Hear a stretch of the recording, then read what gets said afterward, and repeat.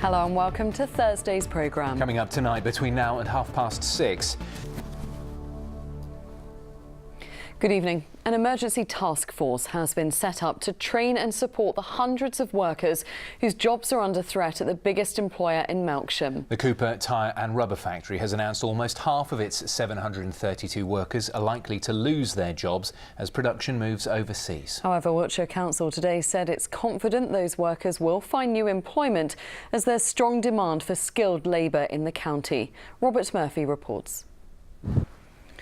On to other news, and the parents of a Bristol University student who died in April are calling for public help to fund an investigation into her death. Charlotte. The number of obese children here in the southwest has risen by more than a third since 2007. The latest. Jeremy Corbyn says Bristol should understand its slave trade history and celebrate the people who fought against it. On a visit to the city to mark Black History Month, the Labour leader toured an exhibition and talked about the need to teach children about the British Empire and slavery. David Wood has this report. Now, some of the Somerset cave divers who helped rescue 12 boys and their football coach in Thailand earlier this year are to be honoured tonight. They, of course, made headlines around the world when they saved the group who had become stuck in a cave. They'll be given an award by Somerset's County Council chairman later. We'll join our reporter Ben McGrail live at the event shortly, but first, here's a reminder of what they did. And the ITV News continues with the national and the international stories at 6:30. Mary Nightingale has the details. We're going to bring you more on one of those stories now, because with the average cost of a funeral now more than £4,000, many people are choosing to invest in prepaid plans to ensure their families aren't left with a big bill. Well, Bath, Wells and Bristol are among the top 10 cities in the country where people are saving for their own funerals. However, research carried out by ITV's Tonight programme shows you don't always get the peace of mind or even the funeral that you think you're paying for. Ashna Haranag has this report.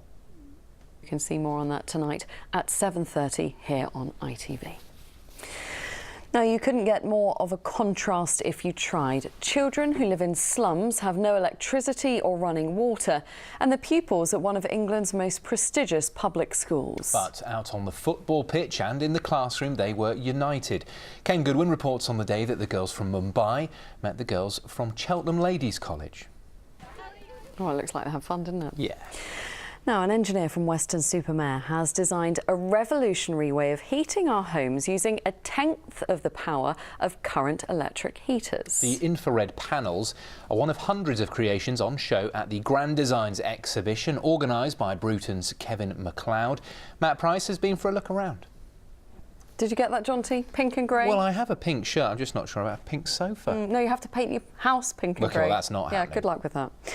Now, when you think of Bristol, you may think balloons, the Clifton Suspension Bridge, Brunel or Banksy. You probably didn't consider foraging. However, it is apparently known as a mecca for wild foods, according to the nature ambassador Steve England.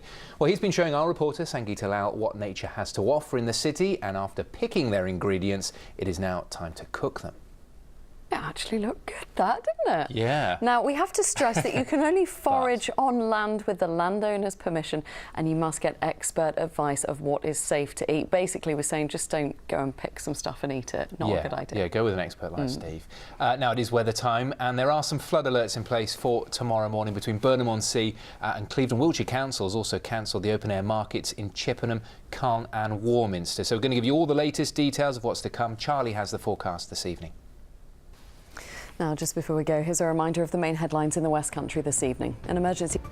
And that brings us to the close of this evening's programme. I will be back, though, at 10:30 to bring you the late news. But now I'll hand you to Mary Nightingale as the ITV News continues. From all of us here, whatever you're doing, enjoy your evening, and we'll see you tomorrow at 6. Bye-bye.